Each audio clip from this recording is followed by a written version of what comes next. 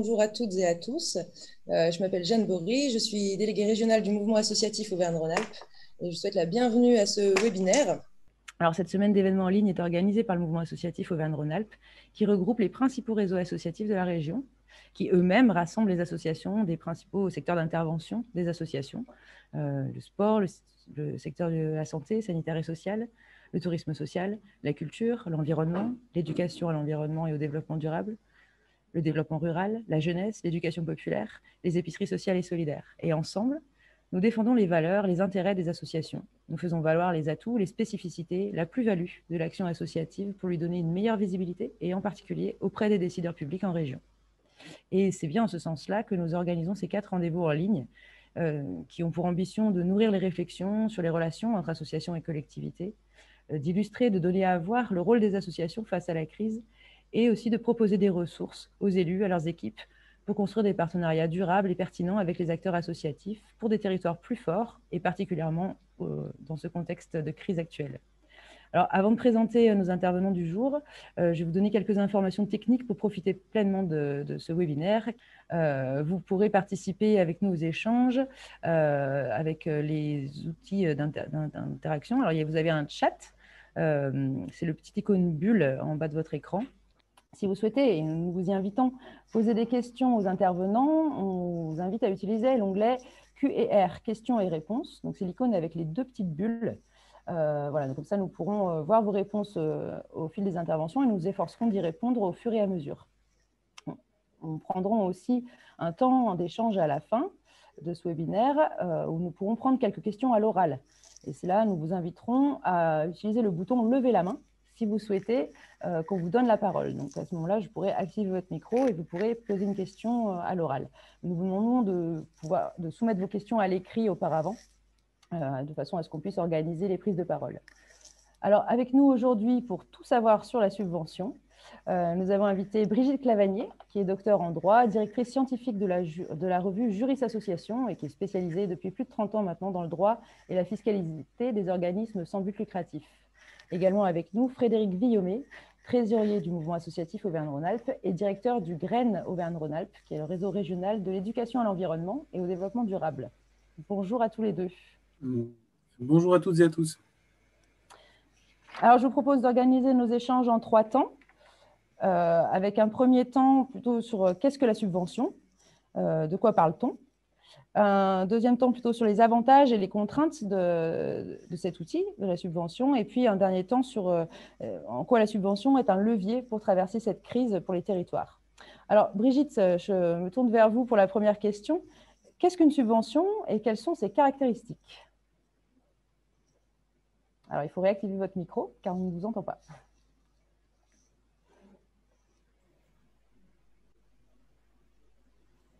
C'est tout. Bien. Une subvention, c'est né d'une pratique admise par la jurisprudence depuis plus d'un siècle, et pour autant, ce n'est qu'avec la loi ESS du 31 juillet 2014 que nous disposons d'une définition légale de la subvention qui va apparaître, je pense, à l'écran. Sous vos yeux ébahis. Voilà. Donc, une subvention, c'est été défini, ou c'est conformément à la jurisprudence du Conseil d'État, comme une contribution facultative, qui peut être financière, matérielle, en personnel, en moyens, valorisée dans l'acte d'attribution, justifiée par l'intérêt général, destinée à la réalisation ou un projet d'investissement, à la contribution au développement d'activités, au financement global d'activités réalisées par l'organisme bénéficiaire. Ces actions, projets, activités sont initiées, mises en œuvre par des organismes de droit privé bénéficiaires et ces aides ne constituent pas la rémunération de prestations individualisées répondant aux besoins des collectivités qui les accordent. Une subvention, elle est motivée, justifiée par un intérêt général. Alors, si vous le voulez bien, on va reprendre chacun des éléments caractéristiques de la subvention. Premièrement, il y a un critère fondamental à cette subvention, c'est l'initiative de l'activité. la subvention, c'est une aide.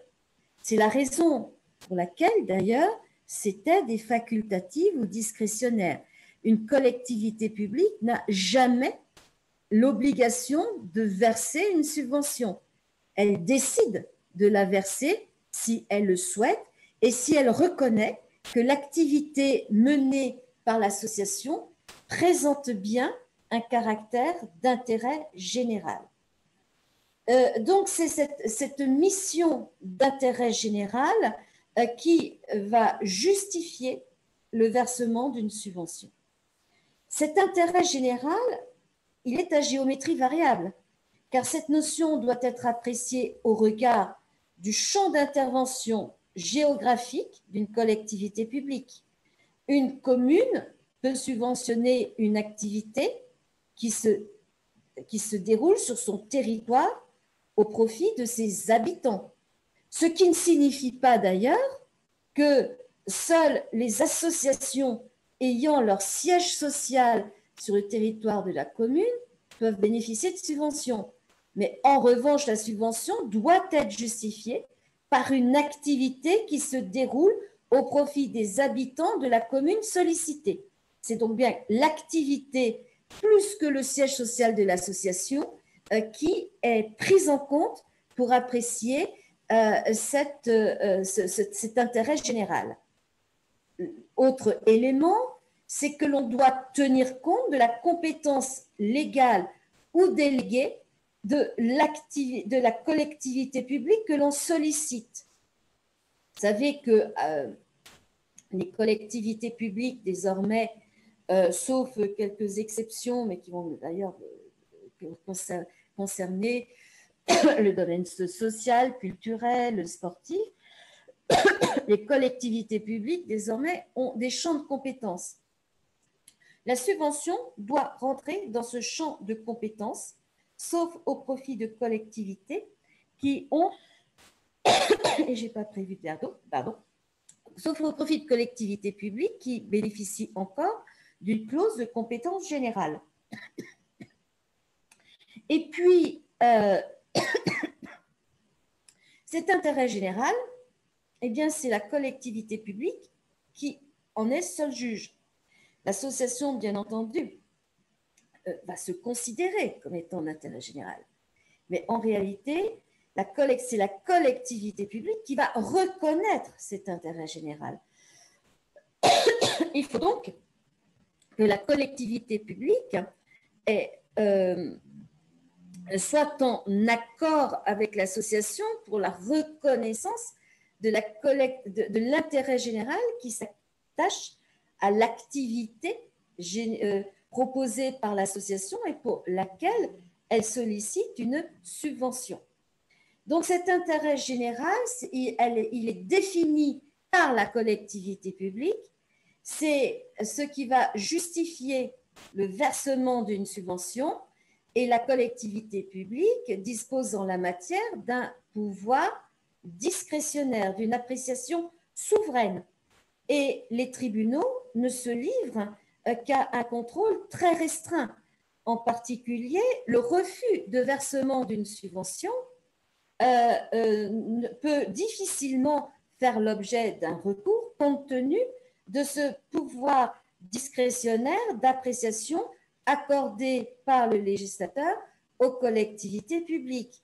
En réalité, on a réellement de chances de pouvoir contester un refus de versement d'une subvention que lorsque la collectivité publique a bâti un programme de subvention, une politique de subvention qu'elle a rendue publique avec des critères de versement des subventions, lorsque l'association est en mesure de démontrer que la collectivité publique a mal apprécié la situation de cette association au regard de ses propres critères. Donc, ça signifie que les collectivités publiques disposent d'une très large marge d'appréciation de l'intérêt général des actions menées par l'association et de l'appréciation du concours que cette association peut apporter à la mise en œuvre de la propre politique publique menée par cette collectivité. Autre critère de la définition de la subvention, et là on passe à la diapo suivante, c'est que les subventions peuvent être en espèces ou en nature, notamment par la mise à disposition de moyens, de personnel, de locaux, et ces concours en nature doivent être valorisés dans l'acte d'attribution pour répondre non seulement à la bonne information des citoyens, mais également dans un objectif de transparence, mais également pour répondre aux obligations au niveau de la notion d'aide d'État et la détermination de ce que l'on appelle les aides de minimis, un nom très barbare pour dire qu'il y a des petites aides et qui ne nécessitent pas d'autorisation de la part de la Commission européenne. On peut subventionner aussi bien des charges de fonctionnement que d'investissement et l'activité générale de l'association que des projets déterminés. Alors, je sais bien que maintenant, les collectivités locales sont dans une logique où ils veulent financer des actions concrètes et des projets déterminés plus que le financement général. Mais s'il n'y avait pas ce financement général pour une structure même de l'association, il n'y aurait pas de projet, tout simplement parce qu'il faut bien quelqu'un pour monter ces projets. Et donc, il faut quand même conserver à l'esprit qu'il y a quand même besoin d'un financement du fonctionnement général des associations si on a envie d'avoir des activités, des projets innovants. Autre diapositive. Alors, la subvention, c'est une aide. Ce n'est pas un prix. Ce n'est pas le prix d'un marché public, ce n'est pas le prix d'une commande publique. Et il est intéressant d'ailleurs de relever à cet égard que pour cette définition de la notion de subvention, on s'est basé sur la jurisprudence fiscale du Conseil d'État en matière de définition du prix d'une prestation à caractère économique. La subvention ne constitue pas un prix, ce n'est pas le prix d'un service direct et individualisé rendu à la collectivité publique versante. Donc la subvention, elle est facultative. La subvention, ce n'est pas un prix. Et donc, rien n'impose à la collectivité publique de verser un montant de subvention correspondant au prix de revient du service. Le montant de la subvention peut être fixé librement au niveau souhaité par la collectivité publique. S'il n'y a pas un minimum de subvention, en revanche, on a un maximum de subvention.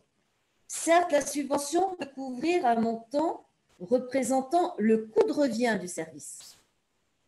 Il n'y a pas d'obligation, mais rien n'interdit de verser une subvention représentant le coût de revient de l'activité mise en œuvre par l'association. En revanche, ce que le droit européen interdit, c'est que la subvention soit fixée à un niveau nettement supérieur au prix de revient de ce service, aux besoins en financement de l'association. Mais néanmoins, le droit européen admet qu'on puisse tenir compte d'un bénéfice raisonnable, de façon à permettre à l'association d'assurer un minimum de fonds de roulement, notamment qui permet de faire la jonction entre versement des subventions d'une année sur l'autre et assurer sa pérennité. Alors, nous avons effectivement une certaine tendance des collectivités publiques à réclamer le remboursement de tous les bénéfices, les excédents que peuvent réaliser une association subventionnée. et un projet de loi et essaye une proposition de loi, pour être exact, qui, je ne sais pas ce qu'elle est devenue, mais il faudra peut-être voir si elle va ressortir des cartons, voudrait faire admettre qu'il n'y a pas d'obligation de reversement de toute subvention excédant le coût de revient du service. Il faut pouvoir tenir compte de ce bénéfice raisonnable de façon à permettre aux associations de se constituer un minimum de fonds propres qui leur permettrait de survivre, particulièrement dans ces temps difficiles. Voilà, cette définition de la notion de subvention, mais cette définition montre bien un élément fondamental. Qu'est-ce qui distingue une subvention de la commande publique? Eh bien, c'est le critère de l'initiative de l'activité. Quand l'association est à l'initiative du projet, on peut tout à fait être sans aucun problème sur le plan juridique dans une logique de subvention. En revanche, quand c'est la collectivité publique qui est à l'initiative du projet et qu'elle charge un opérateur de réaliser, d'exécuter ce projet, à ce moment-là, on ne peut pas être légalement dans le domaine de la subvention, on rentre nécessairement dans le domaine de la commande publique. Et là, ce n'est pas un choix, c'est une obligation dont le non-respect peut effectivement justifier non seulement l'annulation du marché, de la subvention, mais également des sanctions pénales, notamment au titre du délit que l'on appelle de favoritisme, puisqu'on a accordé des avantages à un opérateur sans procédure de mise en concurrence. Donc, retenez un élément fondamental, la distinction entre la subvention et la commande publique, c'est le critère de l'initiative de l'activité. Ce que l'on peut regretter en revanche, c'est que beaucoup de collectivités publiques ont abandonné le terrain de la subvention pour se placer dans le cadre de la commande publique, alors que juridiquement, elles n'y étaient absolument pas obligées en droit, parce qu'on avait bien affaire à un projet d'initiative associative. Et en revanche, ça ne peut pas être sanctionné par les tribunaux parce que le Conseil d'État considère qu'une collectivité publique peut toujours s'appliquer volontairement des règles plus contraignantes que celles auxquelles elle est légalement tenue. Et c'est important dans ces conditions de bien... il n'y a pas de retour en arrière aisément possible.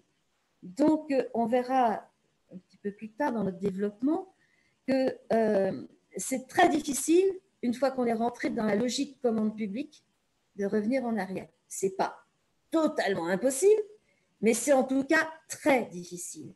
Et c'est donc dommage, et on verra pourquoi, d'abandonner le terrain de la convention de subvention pour le marché public quand légalement on n'y est pas obligé et parce qu'on répond à la définition du critère de l'initiative de l'activité.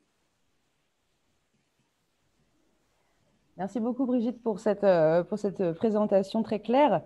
Frédéric, je me tourne vers toi. D'un point de vue associatif, qu'est-ce qui change pour les associations entre un mode de contractualisation et un autre? Qu'est-ce qui est différent lorsqu'une collectivité soutient le projet via une subvention ou lorsqu'elle passe par le marché public? Alors, j'aurais presque spontanément envie de répondre que ça change tout, mais en tout cas, ça change beaucoup de choses. On l'a vu, hein, Brigitte l'a bien rappelé, cette question de l'initiative est centrale. L'initiative, c'est quoi? C'est le projet de l'association. C'est ce qui fait qu'un groupe de personnes se sont mis ensemble pour porter une initiative, pour formuler une réponse à un besoin, à un service, à des besoins des d'usagers ou de citoyens, d'habitants sur un territoire. Et ça a été co-construit ensemble, ça a été travaillé ensemble. Et ce projet-là, à un moment donné, sollicite l'aide, le soutien d'une collectivité parce que l'association estime que ça rejoint les objectifs des politiques publiques qui sont portées par les collectivités ou la collectivité de son territoire et que ça s'inscrit dans l'intérêt général. Et en tout cas, beaucoup d'associations estiment que leur projet s'inscrit dans des intérêts, dans des enjeux d'intérêt général majeur pour la société, enfin voilà, on en connaît tous. Alors ça, quand on passe d'un système plutôt commande publique, on voit bien qu'on rentre dans une logique de mise en concurrence. Moi, je ne connais pas d'associations, ou j'en connais très peu, des associations qui se sont montées uniquement avec comme projet associatif de répondre à des appels d'offres, de répondre à la commande publique de leur territoire. Parce que, donc du coup, ça a un effet complètement direct sur la mise en concurrence des associations sur un territoire. Sur un territoire, les associations qui s'inscrivent dans l'intérêt général souvent convergent avec des objectifs portés par d'autres associations de leur territoire et essayent de développer des partenariats. Cette mise en concurrence, elle vient complètement percuter cette démarche d'ouverture et de partenariat, puisqu'il faut être meilleur que les autres, parce que, etc., etc. Ensuite, ça nécessite aussi une expertise, une forme d'ingénierie des projets qui finalement redonne plus l'initiative et le projet de l'association dans les mains des salariés, de ceux qui ont des compétences, que dans les mains des bénévoles. Et donc, on voit ces associations-là, dans la mesure où elles commencent à mettre la main dans la commande publique, on voit petit à petit des pertes d'initiative, de mobilisation bénévole, je veux dire plutôt. Et puis, le troisième grand enjeu de tout ça, c'est que ça éloigne les membres de l'association, ça éloigne les usagers, ça éloigne les citoyens, ça éloigne les habitants, ça les met de côté. Quand on répond à une commande publique d'une collectivité, on doit rendre des comptes à la collectivité. On rend moins des comptes à ses adhérents ou au public ou aux personnes, aux participants de ces actions. Donc la dimension participative des projets, enfin en tout cas de certains projets, elle est vraiment aussi percutée par cette mise en concurrence dans le cadre qui s'installe à travers la commande publique. Et effectivement, on le verra, c'est quand même très très compliqué de revenir en arrière parce qu'une fois que ce tissu associatif est défait, il est très, très, très difficile de le refaire, de le retisser. C'est des liens qui disparaissent très vite parce qu'il y a une pression économique, mais qui ont énormément de mal à se reconstruire. Et donc, pour la résilience d'un territoire, surtout dans une situation de crise dans laquelle on est, c'est vraiment un écueil. En tout cas, ça ne facilite pas la mise en œuvre des solutions collectives sur un territoire. Merci Frédéric. Brigitte, est-ce que je peux vous laisser compléter cette distinction? Qu'est-ce qui fait la spécificité de la subvention par rapport aux autres modes de contractualisation, le marché public en particulier? Oui. Alors, il y a des conséquences qui sont vraiment très importantes que Frédéric a commencé de développer. Ces conséquences, elles vont aussi bien au-delà. Alors, c'est vrai que un grand mouvement associatif avait l'habitude de dire que 1 euro de subvention génère 3 autres euros de recettes. Les cotisations des membres, les cofinancements et le mécénat. Donc, et il est important de souligner que quand on rentre dans une logique de commande publique, la collectivité publique doit verser un prix. Et un prix qui représente bien la contre-valeur économique du service rendu. Minimum. Normalement, les offres anormalement basses qui ne correspondent pas au prix réel, au coût réel d'un service, doivent être écartées. Donc, ça signifie que quand on est dans une logique de commande publique, en réalité, ça va coûter beaucoup plus cher à la collectivité publique que lorsque l'on est dans une logique de subvention où on va pouvoir fixer au niveau que l'on souhaite l'aide public apporté à une association. Par ailleurs, dans le cadre de la commande publique, on met en concurrence. C'est l'objectif de la commande publique. Et à force de mettre en concurrence des secteurs d'activité qui jusqu'alors étaient l'apanage du secteur associatif, bien, finit par constituer un marché en termes économiques. Et ça attire des entreprises du secteur marchand. Et à partir du moment où des entreprises du secteur marchand vont répondre aux appels d'offres, l'association se retrouve en situation de concurrence. Et ensuite, si elle veut continuer à bénéficier d'une exonération fiscale, il va falloir qu'elle démontre qu'elle se distingue du secteur marchand, par ce qu'on appelle la règle des 4P, par le produit proposé, qui n'est pas celui habituellement proposé par le secteur marchand, par le public visé, qui est un public socialement digne d'intérêt, par les prix pratiqués et l'absence de publicité. Mais quand on est dans la commande publique, on répond à un cahier des charges bâti par la collectivité publique. Le public visé, enfin, le produit proposé, ce n'est pas un produit déterminé librement par l'association. C'est la mission fixée dans le cahier des charges bâti par la collectivité publique. Le public visé, ce n'est pas un public qui répond à un projet associatif. C'est le public visé par le cahier des charges de la collectivité publique. Le prix proposé, certes, c'est peut-être le moins cher, mais ce n'est pas un critère déterminant puisque précisément l'objectif de la mise en concurrence est d'amener à la présentation d'offres concurrentes qui permettent de choisir le meilleur rapport qualité-prix, l'offre économiquement la plus avantageuse. Donc, on voit bien que l'association, à partir du moment où elle répond à des appels d'offres sur lesquels le secteur marchand est également présent, n'est plus en mesure de démontrer qu'elle répond aux conditions d'exonération fiscale. Ça signifie qu'on va rajouter à ce prix de la TVA, généralement 20% de TVA.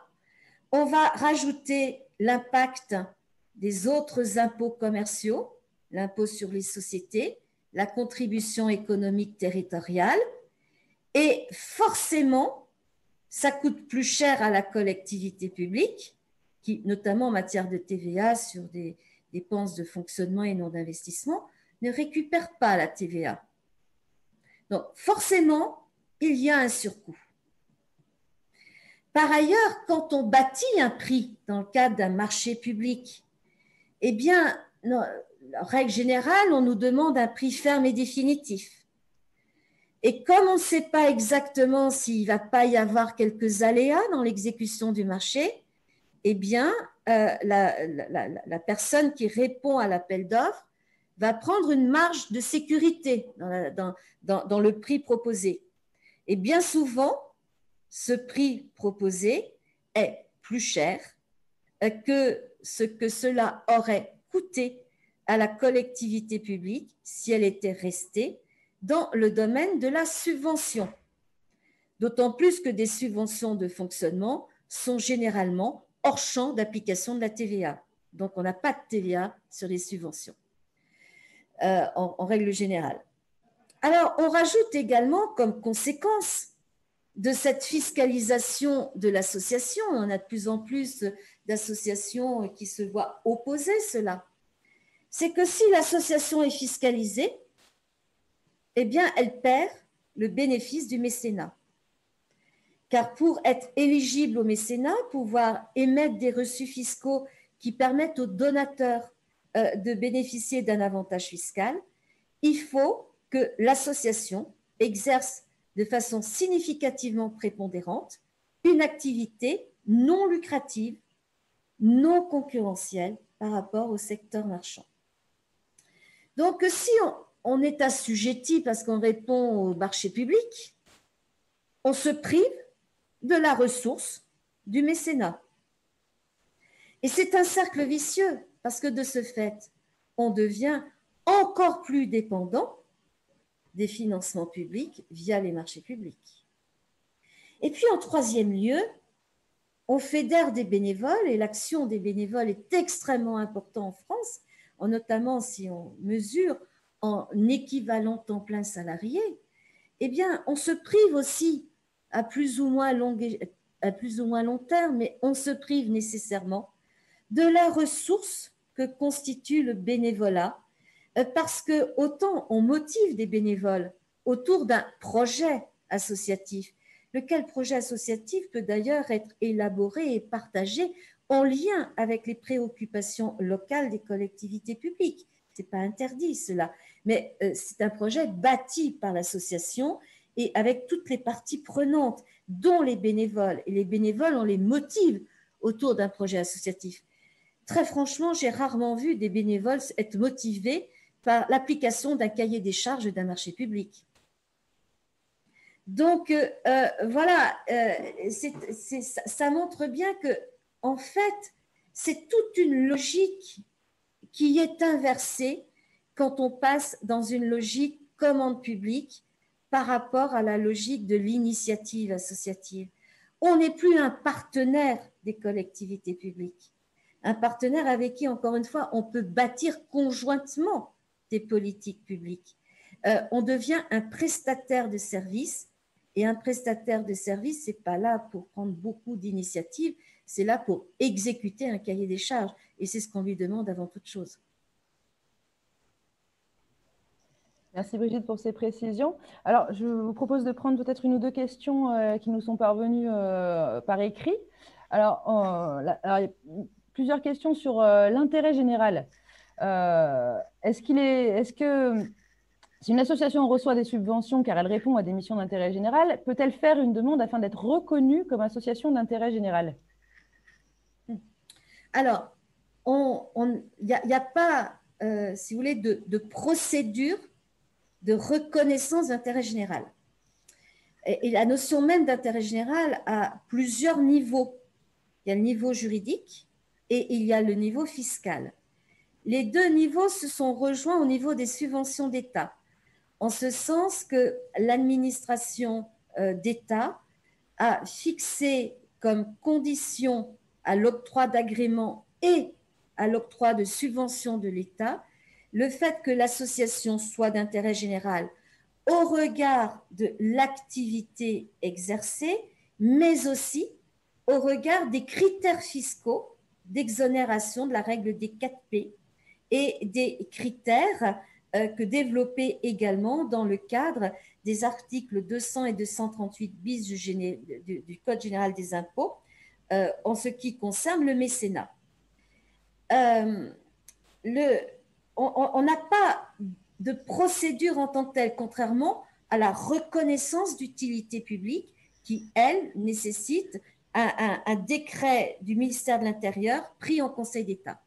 Donc, il appartient en fait à l'association de démontrer par le projet qu'elle présente que ce projet est d'intérêt général au vu de la politique publique de la collectivité que l'on sollicite. Et l'intérêt général, c'est ce qui va répondre aux besoins du plus grand nombre des habitants dans le champ territorial de la collectivité que l'on sollicite et au vu des compétences légales qui sont reconnues à cette collectivité publique. Il est évident, par exemple, que vous devrez tenir compte, si vous sollicitez une intercommunalité, par exemple, eh bien, des compétences que l'intercommunalité exerce pour la solliciter. Sinon, vous n'avez aucune chance, quel que soit le véritable intérêt général de votre projet, d'obtenir une subvention de la collectivité si ce projet ne rentre pas dans son champ de compétences. En revanche, au niveau de la commune qui a conservé une compétence générale, vous pouvez, sauf les compétences déléguées à l'interco, vous avez plus de chances d'obtenir une subvention. Donc, c'est ce mixte de critères, d'indices qui va établir le critère de l'intérêt général au sens des subventions. Il y a des nuances avec le critère de l'intérêt général au sens fiscal du terme. Alors, toujours sur cette question d'intérêt général, ça permettra peut-être de poursuivre vos réflexions. Donc, on a bien compris qu'il faut que ça rentre dans le champ de compétences de la collectivité. Mais quand, par exemple, est-ce qu'une petite association locale peut-elle solliciter la région ou le département pour une action qui n'aurait pas une envergure départementale ou régionale, mais qui rentrerait dans les champs de compétences de ces collectivités? Alors oui, si ça rentre dans des champs de compétences propres de ces collectivités publiques. Par exemple, une association en matière d'insertion peut tout à fait solliciter le département, peut tout à fait solliciter sur ce volet économique la région. Mais si vous voulez, il y a l'action menée sur le terrain, mais il y a aussi les compétences. Le département et la région ont des champs de compétences en propre, et si l'activité rentre dans ces champs de compétences en propre, en particulier le social pour le département et l'économique pour la région, oui, il faut, bien entendu, on a des chances d'obtenir une subvention, alors même que l'action menée est sur un territoire plus restreint. Ce qui est très important, c'est que quand on bâtit son projet de demande de subvention, premièrement, on se renseigne bien, et surtout au niveau des intercos, c'est là où on a le plus de difficultés, on se renseigne bien sur les champs de compétences de façon à solliciter le bon niveau de collectivité territoriale au regard de ces compétences. Mais effectivement, on peut être une association locale et demander des subventions au département. On peut être une association locale et demander des subventions à une région dès lors que l'objet de cette subvention rentre dans le champ de compétences de ces niveaux de territoire. Merci pour ces explications très claires. Alors, je vous propose une autre question qui s'adresse, je pense, toujours à vous, Brigitte. On nous dit, mais qu'en est-il? Souvent, il y a des appels à projets sur la base d'un cahier des charges qui est parfois très lourd, des fois des critères de subvention qui sont très contraignants. C'est des modes de fonctionnement qui sont assez courants de la part des collectivités. Est-ce qu'ils ne font pas basculer dans le domaine de la commande publique, mais sans le dire, et sans faire pour autant appel à la mise en concurrence? Alors, si vous le souhaitez, je peux aussi projeter le petit tableau que vous nous avez proposé pour répondre à cette question. Tout à fait. Alors, effectivement, l'appel à projet ou recueil d'initiatives qui rentre dans le domaine de la subvention. C'est-à-dire que l'administration identifie une problématique, une thématique, et demande à la cantonade quelles sont les associations qui ont des projets qui s'inscrivent dans cette thématique, et elle demande à ces associations de leur faire connaître, de lui faire connaître ces projets. Ce qui est important, c'est que l'administration identifie la problématique, mais n'apporte pas, ne définit pas la solution attendue. D'accord? Les associations sont invitées à un projet qui s'inscrit dans ce cadre, mais un projet dont elles définissent librement le contenu. Donc, on est bien toujours dans l'initiative associative. Quand on a un appel à projet ou un appel à initiative qui, en réalité, constitue un vrai cahier des charges, eh bien, la collectivité publique a tout faux. Parce que ça relève du marché public, ça peut être requalifié en marché public et la subvention devient illégale. D'ailleurs, j'ai actuellement des collectivités publiques qui pensaient passer par le biais de la subvention avec un appel à projet qui avait tout du marché public, et le contrôle de légalité l'a refusé. Donc, ce qui est important, c'est que la notion d'appel à initiative ou d'appel à projet, c'est que la collectivité publique n'a que, entre guillemets, que l'initiative de l'initiative, c'est-à-dire l'initiative de solliciter les acteurs associatifs pour que ces acteurs lui fassent connaître leur projet dans le champ d'activité qu'elle a défini. Mais il ne faut absolument pas que la collectivité publique fixe tellement de contraintes, de suggestions et d'obligations qu'en réalité, cela devient un marché public. Donc, l'appel à initiative n'est légal que pour autant qu'il respecte l'initiative associative. Merci beaucoup Brigitte pour ces réponses. Une dernière question peut-être aussi un peu juridique sur la notion d'excédent raisonnable. Est-ce qu'il y a une assise, une jurisprudence pour définir cette notion d'excédent raisonnable? Alors, ça, la notion d'excédent raisonnable, c'est dans les textes européens. C'est à la suite de ce qu'on appelle la jurisprudence donc de paquet Almunia. Bon, les spécialistes sauront ce que ça veut dire. En gros, en matière d'aide d'État, il ne faut pas que les aides accordées à une entreprise pour l'exercice d'une activité d'intérêt général soient supérieures au coût de revient des charges que l'exercice de cette activité d'intérêt général impose à une entreprise bien gérée, dotée des moyens adéquats.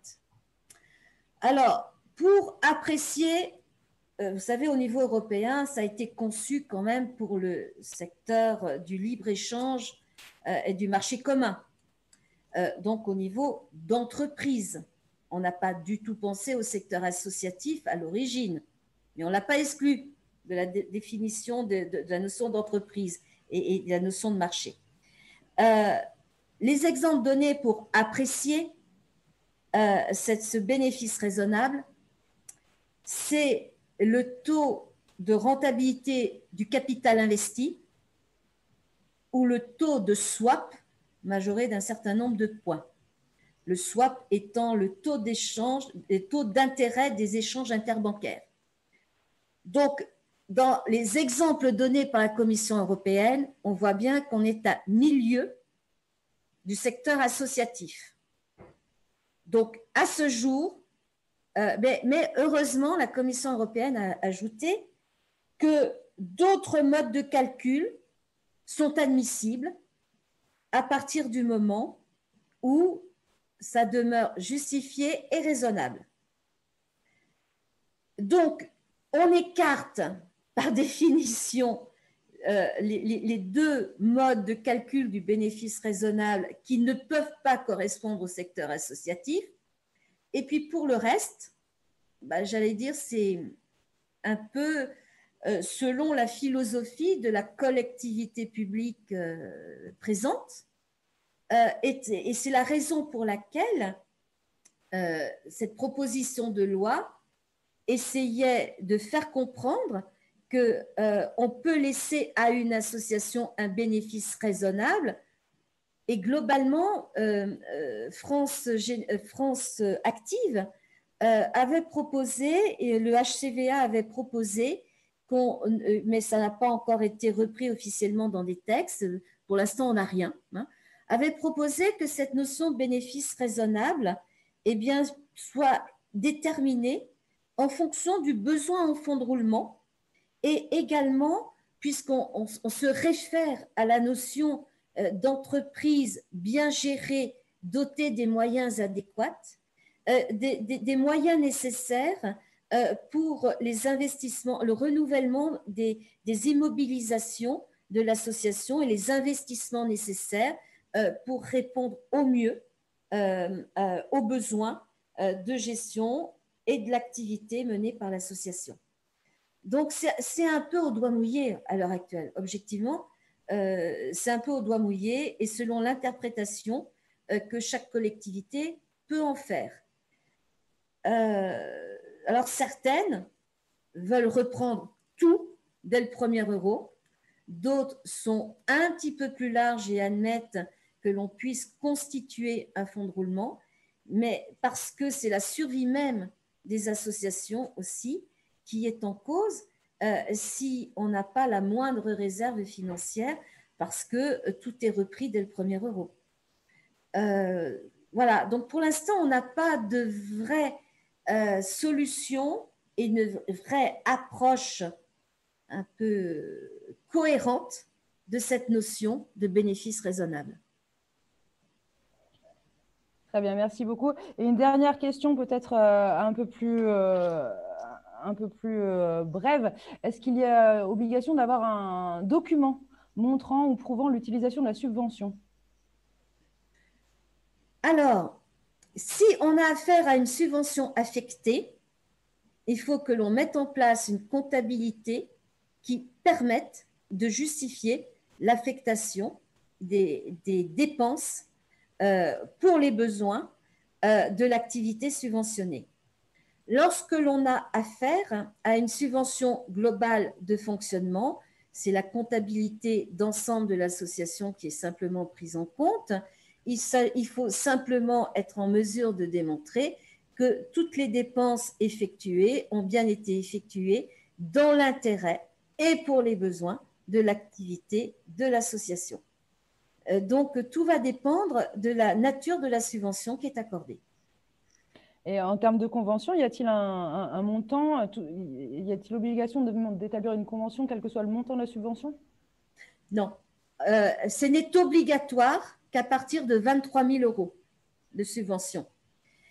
En revanche, on a des modèles de convention de subvention qui ont été établis en annexe de la circulaire Valls et qui vont tenir compte également d'une problématique spécifique liée aux aides d'État. Il y a un modèle de convention de subvention qui correspond aux subventions allouées à des associations donc, exerçant une mission d'intérêt général, mais dont le montant n'excède pas 500 000 € sur 3 ans. Attention, s'agissant d'une mission d'intérêt général, par définition, sinon on n'aurait pas de subvention à une association, le seuil dit de minimis, des aides de minimis, des petites aides qui ne nécessitent pas une autorisation au niveau européen, est à 500 000 € sur 3 ans au lieu de 200 000 € de seuil de droit commun. Ça ne signifie pas, contrairement à une erreur fréquemment véhiculée, qu'on ne peut pas verser de subvention au-delà de 500 000 € sur 3 ans. Simplement, quand on a des subventions supérieures à 500 000 € sur 3 ans, il y a quelques obligations au regard du droit européen supplémentaire et ces obligations ont bien été prises en compte dans un modèle de convention de subvention également proposé en annexe de la circulaire Valls et cette convention vaut mandatement au regard des règles européennes. Et la Commission européenne a considéré et validé le fait que ce modèle de convention de subvention répond aux exigences européennes en matière donc d'aide d'État et de mandatement. Donc, à partir du moment où la collectivité publique, au-delà de 500 000 € sur 3 ans, adopte ce modèle de convention qui a été validé au niveau européen, il n'y a pas de souci de légalité de ces subventions au regard de toute la législation européenne sur les aides d'État. Merci beaucoup pour ces précisions importantes pour l'utilisation de la subvention par les collectivités. Nous avons évoqué avec vous les atouts de la subvention pour les collectivités. Frédéric, je me tourne vers toi. Pour les associations, pourquoi la subvention est-elle préférable? Donc, tu l'as déjà un peu évoqué, mais quels sont vraiment les enjeux quels sont les avantages pour une association, et peut-être que tu pourrais nous donner quelques exemples concrets. Bon, alors effectivement, il y a plein d'avantages. En fait, c'est ce qui correspond le mieux à l'initiative du projet associatif, c'est ce que je disais tout à l'heure. Voilà, on est là pour porter des projets d'intérêt général et solliciter l'aide de la collectivité. C'est à la fois une garantie d'autonomie, de dépendance et d'équilibre, si possible, dans le partenariat, plutôt que d'être dans la commande, simplement d'être prestataire d'une collectivité. Donc, il y a ce premier avantage, ce premier intérêt en tout cas collectif qu'on a, qu'on peut pointer, c'est la reconnaissance de la légitimité d'un certain nombre d'acteurs de la société, en particulier des associations, à initier et à conduire des projets pertinents pour l'ensemble pour la collectivité. Il y a un avantage, il y a aussi un intérêt, un enjeu, c'est celui de la reconnaissance des associations dans la société civile, comme étant des partenaires actifs du dialogue sur les territoires, au service de l'intérêt général, de la vie démocratique, de l'engagement des citoyens. Donc il y a toute cette dimension-là d'animer le tissu social, et on sait combien c'est nécessaire aujourd'hui par rapport aux enjeux auxquels on est confronté dans la République française et la façon dont elle fonctionne sur les aspects démocratiques, entre démocratie représentative, démocratie participative, etc. Donc il y a un peu cette notion de corps intermédiaire pour les associations. Ce n'est pas uniquement les corps intermédiaires, les grandes associations constituées, ça peut aussi être sur le terrain, sur le local, au plus proche du besoin des habitants, une façon de trouver, d'être tous porteurs de solutions et de trouver ensemble, de bâtir ensemble des solutions collectives. Face aux enjeux sanitaires, sociétaux, environnementaux, économiques, sociaux, etc., on voit bien qu'il est difficile pour une collectivité toute seule, sans remettre en cause la légitimité des élus, des techniciens de collectivité, des administrations, mais il est difficile pour une collectivité toute seule, et en tout cas, ce n'est pas forcément la garantie d'une très grande acceptabilité sociale par la suite, de construire la bonne solution, les bonnes solutions tout seul de son côté, sans associer tous les acteurs de son territoire. Le projet associatif, par définition, il entremêle, il assemble des compétences, des points de vue, il fait déjà ce travail de débat citoyen au plus proche. C'est déjà une forme de contribution à l'espace public au sens lieu de délibération collective qui peut prendre plein de formes différentes. Ce n'est pas simplement l'extérieur, ce qui se passe dans la rue,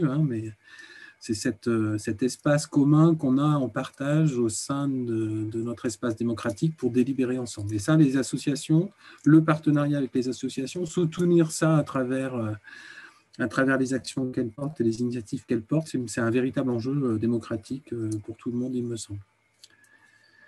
Donc, cette notion de partenariat, alors, on a dit, on résume, et Brigitte l'a reprécisé, on n'est pas un prestataire de service, on est partenaire. Et dans la mesure où on est partenaire, c'est toute la logique de la contribution, de la co-construction, de la coproduction d'un certain nombre de choses, de projets. Donc, on est vraiment dans une démarche d'élaboration de projets collectifs, en tout cas où on devrait l'être, en tout cas beaucoup plus. Et ça, c'est vraiment à promouvoir, à reconnaître.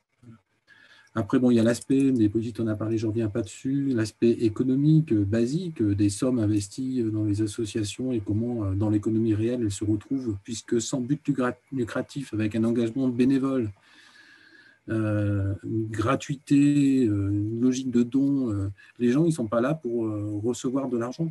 C'est pas à but non lucratif, ça ne veut pas dire qu'on ne fait pas de bénéfices et qu'on ne les réinvestisse pas dans notre projet. Ça veut dire qu'on ne se paye pas sur l'activité que l'association met en place. Et ça, c'est vraiment une valeur fondamentale aujourd'hui d'avoir ces espaces de gratuité, de dons, de soi en direction des autres. On ne l'a pas reprécisé, mais c'est entre 22 à 25 millions de personnes qui sont bénévoles engagées dans les associations en France. Ça concerne énormément de monde, en fait, qui donne du temps pour faire vivre. Il y a une majorité d'associations qui sont des associations sans salariés. Donc, ça ne repose que sur des énergies militantes et bénévoles.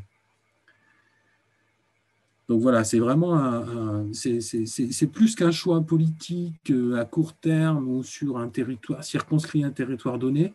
C'est vraiment, ça doit aussi nous faire penser que ça s'inscrit profondément dans les valeurs républicaines dont on parle beaucoup actuellement, ou dans une volonté vraiment de co-construction des espaces de vie et des solutions qu'on peut construire ensemble. Merci pour ces précisions. Alors, on nous demande toujours sur l'onglet de questions-réponses, est-ce qu'on aurait des arguments pour conduire les collectivités à soutenir davantage le fonctionnement des associations que les projets, et également aussi sur les enjeux de pluriannualité qui sont importants, qui éviteraient aussi de passer beaucoup de temps chaque année, à chercher des subventions chaque année. Frédéric, tu as peut-être des éléments de réponse? Il y a un double effet, en tout cas, au moins sur la pluriannualité, je peux répondre tout de suite, il y a un double effet, c'est que ça permet à l'association de se projeter et donc de construire plutôt sur le moyen terme des projets qui ne soient pas que Enfin, on n'a pas à chaque année être dans une incertitude d'engagement de moyens, d'engagement de mobilisation, d'énergie, etc., parce qu'on ne sait pas ce qui va se passer, à chaque fois, il faut replaider. Donc, c'est un véritable intérêt pour l'association, en tout cas dans la mobilisation de ses bénévoles, de se projeter à moyen terme. Et puis, plus globalement, pour le projet, c'est aussi une garantie d'une plus grande efficacité, puisqu'on prend plus d'ambition, parce que, du coup, comme on est engagé de manière pluriannuelle, même la collectivité, avec ses partenaires, peut nouer un dialogue. Enfin, on sait très bien qu'en quelques semaines, en quelques mois, c'est compliqué des fois de nouer un dialogue. De toute façon, sur le terrain, localement, pour que des associations, pour des actions, des initiatives portées par les associations prennent et se développent, cette pluriannualité, elle existe déjà dans le dialogue, dans la relation, dans le partenariat. Et donc, ça vient à un moment donné, effectivement, structurer un dialogue qui n'a pas lieu qu'une fois par an.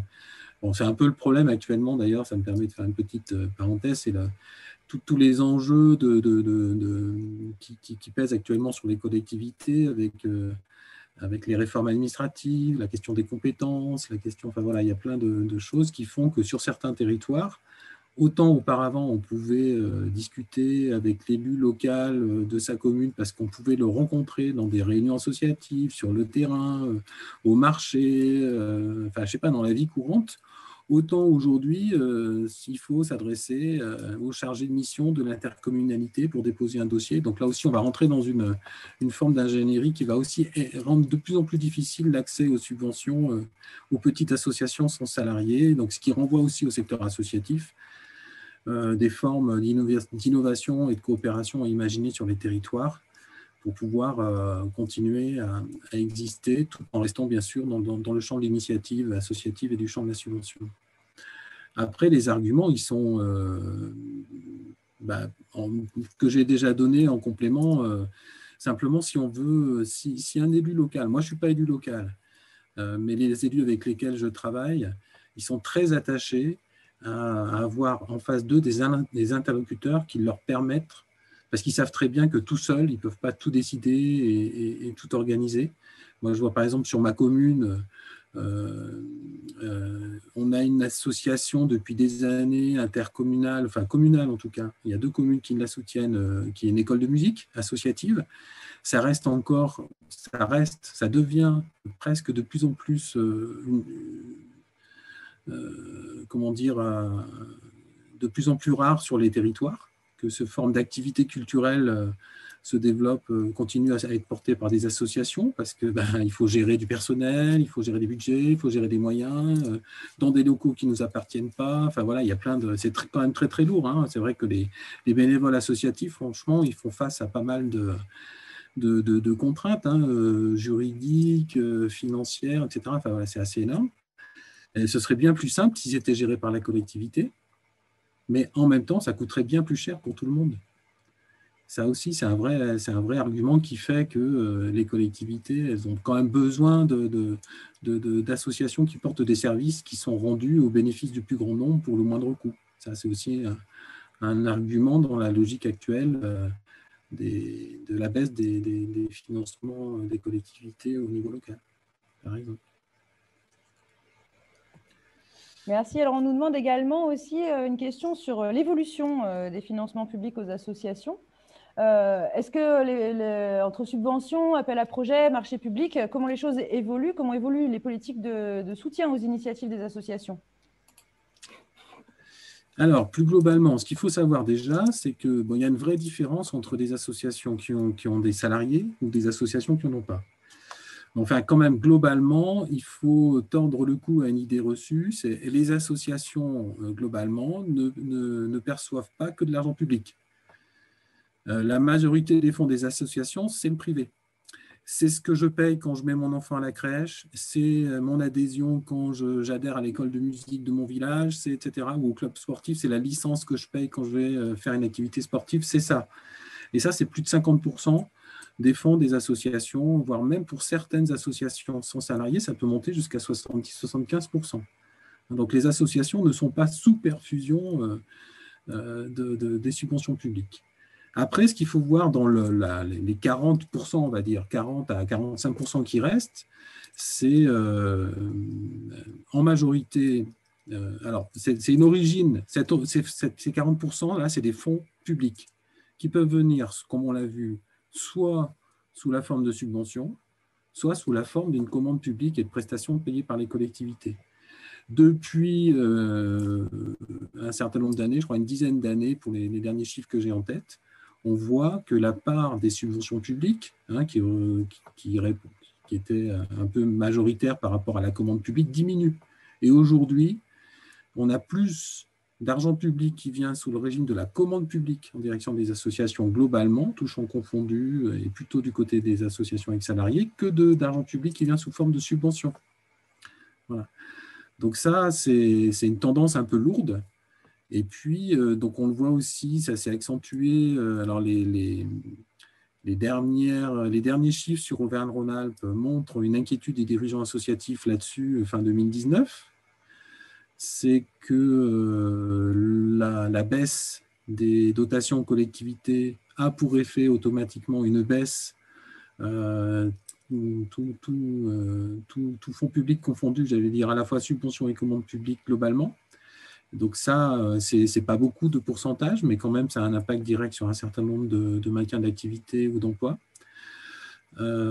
Couplé à la suppression des emplois aidés, par exemple, ça a fait que certaines activités associatives qui avaient commencé à se développer ne sont plus du tout portées. Donc, il y a eu un gros coup quand même en termes d'innovation sociale là-dessus pour un certain nombre d'activités. Enfin, en particulier pour les champs que je connais le mieux, le champ de l'environnement a beaucoup souffert de ce type de politique. Mais donc, globalement, pour revenir à l'essentiel dont il faut comprendre, c'est que ça baisse, tendanciellement ça baisse, qu'on renvoie les associations à une diversification de leur modèle économique et une forme de diversification de leurs sources de financement, mais qu'en fait, cette diversification de sources de financement, c'est quoi? C'est une augmentation des prestations. Et donc, quelque part, ça pose une question éthique et politique d'exclusion de plus en plus de personnes d'un certain nombre de services que les associations rendent sur le terrain si les collectivités, par ailleurs, ne prennent pas le relais ou n'accompagnent pas aussi cette structure-là des ressources, cette structuration des ressources. Brigitte, est-ce que vous souhaitez compléter et puis aussi peut-être nous préciser si pour les collectivités, il est possible d'inverser la tendance et de basculer d'un mode de contractualisation à l'autre pour la gestion d'un service d'intérêt général? Alors, je voulais effectivement souligner que depuis quelques années, on assiste à un véritable bouleversement des modèles économiques des associations. Et c'est bien simple, à partir du moment où on est dans la commande publique, on rentre dans la fiscalité. À partir du moment où les subventions baissent et que l'on veut compenser cette baisse des subventions par d'autres ressources, qu'est-ce que nous avons? Soit le mécénat, on a vu qu'il plafonnait à environ 5% des ressources des associations. Le mécénat, en plus d'entreprises, chaque fois qu'il y a une grosse opération, ça devient quelque chose d'absolument énorme, comme par exemple le mécénat autour de l'incendie de Notre-Dame de Paris. Ça s'est traduit comment? par des contrôles accrus des entreprises, le fait que l'on dise que le mécénat est une niche fiscale, etc. etc. Donc, le mécénat, il est très développé. On a un régime théoriquement sur le plan légal très généreux en France, mais en réalité, c'est moins de 5% du financement des associations et globalement, ça plafonne. On a quelle autre solution si ce n'est augmenter le montant des cotisations, ce qui signifie qu'on élimine les classes les moins aisées de la population des activités proposées par l'association, ou que l'on vende des prestations de services de plus en plus chères. Et qu'est-ce que ça signifie? C'est qu'à nouveau, on va se mettre en concurrence directe avec le secteur marchand. Donc, on est en train d'assister à un véritable bouleversement de l'économie des associations et de ce fait, les associations vont être tiraillées entre leur vocation sociale et d'ouverture au plus grand nombre et la nécessité économique qui va éloigner les classes les plus pauvres des activités des associations. Donc, on est à un véritable tournant en la matière et un tournant qui peut être grave de conséquences parce qui va aller vers plus d'exclusion, alors que les associations étaient quand même plus dans l'inclusion sociale. Donc, c'est quelque part à travers ces problématiques purement financières et fiscales, on a un vrai choix de société. Or, il ne faut pas oublier que les associations, c'est à moindre coût, c'est des bénévoles, c'est répondre à des besoins, c'est aussi une capacité d'innovation sociale qui est extrêmement importante. Et on l'a bien vu pendant le premier confinement, qui a alerté le gouvernement sur toutes les problématiques sociales gravissimes que la société française risquait de rencontrer à partir du moment où les associations ne pouvaient plus aller sur les terrains. Le confinement, ça a été l'alerte des associations, surtout les SDF, qui se trouvaient en population particulièrement vulnérable en matière de risque de contagion. C'était attirer l'attention sur toutes les personnes âgées qui n'étaient plus aidées à domicile et qui risquaient de mourir seules dans leur appartement. Ça a été attirer l'attention sur le manque de masques et tous les clubs du troisième âge qui se sont mis à fabriquer des masques à distribuer à la population. Tous les masques, en attendant qu'on puisse en importer, eh bien, c'est quand même des papis et des mamies qui se sont mis à coudre des masques. Donc, si on enlève cette mission sociale, cette capacité d'innovation qui naît du secteur associatif et le lien social que seul le secteur associatif est en capacité d'apporter, eh bien, on aura de graves problèmes sociétaux. Et comme le disait Frédéric, il faut moins d'1 an pour tuer un réseau associatif. Et il faut plus de 10 ans pour reconstituer un réseau associatif. Donc, il faut faire très attention parce qu'on est à un tournant dicté par l'économie qui entraîne un changement de modèle économique pour les associations. Mais ce changement de modèle économique pour les associations risque d'entraîner des pertes irréversibles parce qu'encore une fois, les bénévoles que nous aurons perdus, on ne pourra pas les reconstituer ces réseaux en un claquement de doigts. C'est pas un décret qui pourra recréer les réseaux de bénévoles. Donc, on est à un véritable tournant et c'est une des raisons pour lesquelles, depuis quelques décennies, parce qu'on le voit venir depuis un moment, je plaide pour le maintien le plus possible des subventions, parce que quelque part, même si on nous présente les associations comme des gens qui vivent sur l'argent public et qui gaspillent l'argent public, en réalité, si on mesure l'utilité sociale qui est financée à moindre coût par des subventions, Et si on arrivait à évaluer en termes monétaires cette utilité sociale, on se rendrait compte que les associations apportent en réalité énormément à la société française. On a une spécificité associative en France et il serait temps qu'on le reconnaisse, qu'on le défense comme une valeur culturelle française et comme un élément fondamental de la cohésion de la société. Merci beaucoup, Brigitte. Alors, peut-être avant de laisser la parole aux participants qui souhaiteraient poser des questions de vive voix, Frédéric, peut-être rapidement, on l'a déjà évoqué sur le lien entre, par rapport à la crise actuelle qu'on traverse, dans cette période de crise, d'incertitude, de contraintes changeantes, mouvantes, où il est difficile de se projeter. En quoi le recours à la subvention reste-t-il pertinent? Comment peut-il permettre, par exemple, de maintenir le tissu associatif dont on vient de parler, l'activité sur les territoires? Est-ce que peut-être tu as des exemples à nous proposer? J'ai des contre-exemples qu'en tout cas, quand on est sous le régime de la commande publique et de l'achat de prestations de services, c'est pas du tout résilient, pas du tout souple, pas du tout arrangeant, et qu'à partir du moment où une collectivité paye sur le service qui doit être rendu et qui doit être fait, quand il n'est pas fait, il n'est pas fait. Donc moi, j'ai pas mal d'exemples d'associations qui se sont battus sur leur territoire pour maintenir un partenariat sous le régime de la subvention qui finalement a été repris par la collectivité sous forme de commande publique. C'est-à-dire qu'à la même association, plutôt que de continuer à aider à subventionner le projet, la collectivité, parce que changement politique aussi, il faut être clair, s'est dit c'est moi qui vais acheter maintenant, et je travaille avec les mêmes partenaires. Donc, au-delà de toutes les conséquences que ça a eu sur le tissu associatif, là, par exemple, arrêt des écoles, plus d'intervention dans les écoles puisque c'était l'activité principale de l'association, et donc la collectivité qui payait dans le cadre d'un appel d'offres ne paye plus.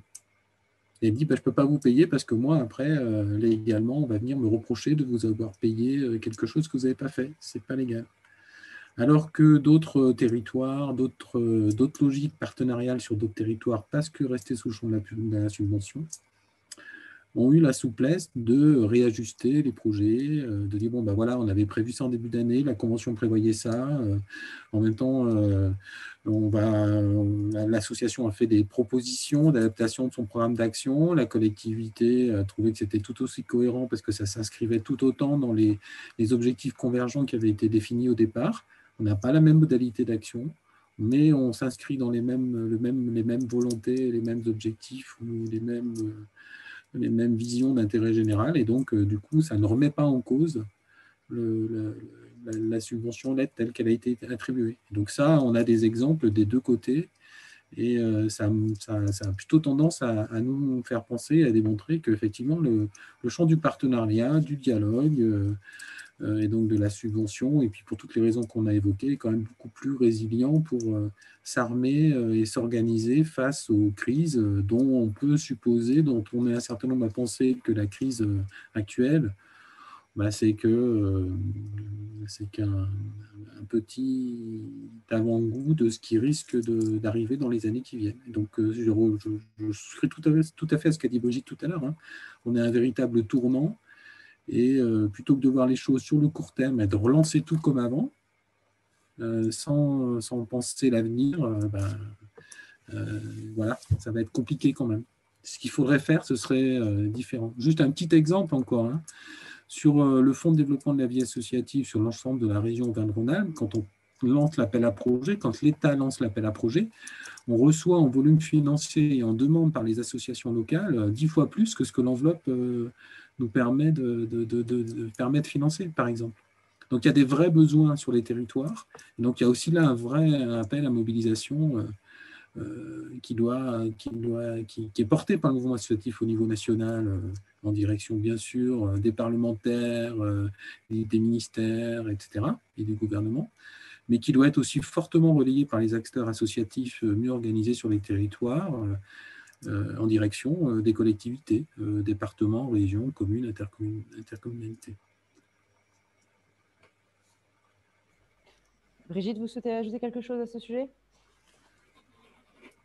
Non, je souscris tout à fait et je dirais que je vois très régulièrement les conséquences du passage à la commande publique sur le fait que l'administration fiscale assujettie aux impôts commerciaux, donc exclue du mécénat. Et le pire, c'est là, la semaine prochaine, j'accompagne une association de défense de l'environnement dans les services fiscaux, où globalement, l'activité de l'association n'a absolument pas changé entre l'activité qui était subventionnée et puis maintenant la même activité qui fait l'objet de marchés publics, sauf que désormais l'administration fiscale veut soumettre à TVA, soumettre à impôt sur les sociétés. Enfin, ceci dit, l'impôt sur les sociétés, 25% de zéro, ça égalera toujours zéro. Et puis surtout, et ça c'est le plus grave, refuse le mécénat. Donc, et le montant du marché public ne permet pas, parce qu'on est encore on est dans des négociations quand même au niveau des prix, qui ne permet pas forcément à l'association de mieux s'en sortir sur le plan économique, pour une raison très simple, c'est que elle a du mal à jauger son coût de revient. Une association a beaucoup de mal à définir son coût de revient quand elle commence à répondre à des appels d'offres, tout simplement parce qu'elle a beaucoup de mal aussi à jauger l'impact du bénévolat sur ce coût de revient et le fait qu'on va perdre des bénévoles, parce qu'encore une fois, on ne les motive pas dans l'exécution d'un cahier des charges, on les motive sur le projet associatif. Il va falloir recruter pour compenser ce départ des bénévoles, et que par ailleurs, il faut de plus en plus recruter des techniciens, puisqu'on est vraiment dans une logique de prestation de services, que ces techniciens, ça coûte cher. On doit les rémunérer normalement si on veut avoir des collaborateurs de bon niveau, et qu'on n'en a pas forcément les moyens. Et puis, répondre à un appel d'offres, c'est également une grande technicité. Ça signifie que globalement, on exclut la petite et moyenne association locale qui n'est pas en mesure de répondre à un appel d'offres parce qu'elle n'a pas la technicité, le savoir-faire voulu pour répondre à des appels d'offres.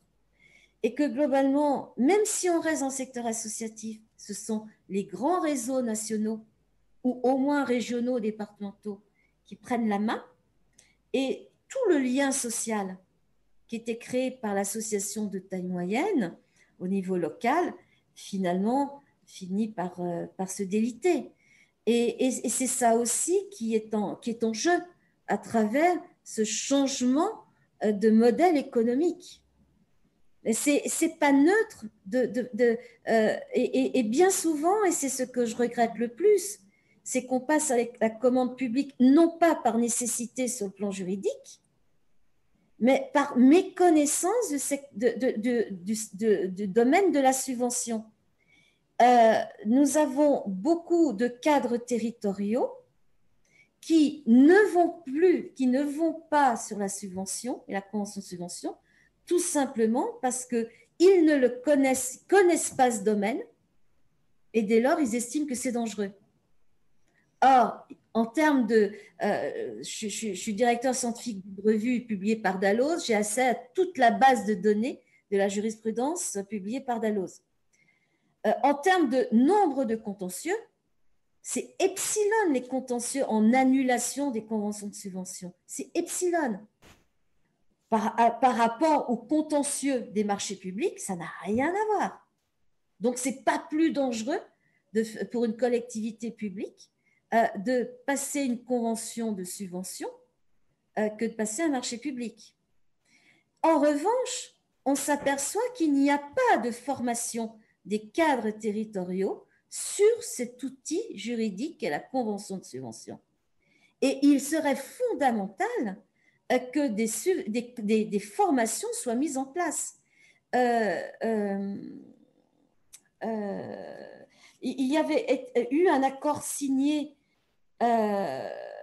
avec, je ne sais plus son nom, le secrétaire d'État à l'ESS dans le gouvernement de Hollande, juste avant son départ, avec le CNFPT pour organiser ce type de formation, mais je crois qu'elles ne se sont jamais mises en place. Et c'est un outil qui est vraiment extrêmement important. Parce qu'il faut une acculturation sur cet outil juridique qui, encore une fois, n'est pas plus dangereux, voire moins dangereux que la commande publique, pourvu qu'on respecte l'initiative associative. Merci beaucoup Brigitte et Frédéric. Alors peut-être juste avant de prendre, j'invite donc les personnes qui nous écoutent à lever la main si vous souhaitez, quand on vous donne la parole pour poser on va prendre une ou deux questions à l'oral. Et en attendant que la première personne se manifeste, je voulais en profiter peut-être pour mentionner un outil. Alors à défaut d'avoir des formations pour les cadres et tout ça, je vous invite à consulter le kit asso de l'élu, qui est donc un support un outil qui a été publié par le mouvement associatif au niveau national et qui comporte un guide de la subvention que je vous invite vivement à consulter. Alors, je vais essayer de l'afficher pour voir si vous pouvez le regarder. Voilà. Donc, le kit asso est composé de 4 guides, dont un qui est consacré au guide de la subvention aux assos. Et vous avez vraiment tout un contenu qui guide les collectivités sur les caractéristiques de la subvention qui ont été évoquées par Brigitte, les avantages par rapport à la commande publique, comment traiter une demande de subvention, comment éviter les risques d'engagement de la responsabilité pénale de la collectivité. Et voilà, tout un tas d'informations riches sur ce sujet de la subvention. Et voilà, c'est un support qui fait partie d'un ensemble de 4 supports que vous retrouverez sur le site du mouvement associatif national.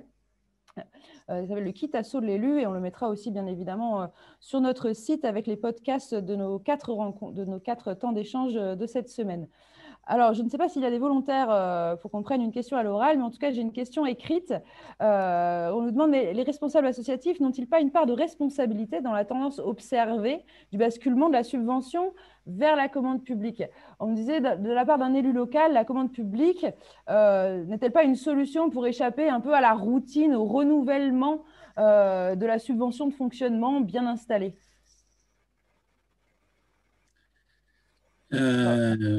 Moi, je peux répondre, oui, bien sûr, on peut toujours dire qu'on est dans une relation à deux, forcément, on est concerné, on est responsable.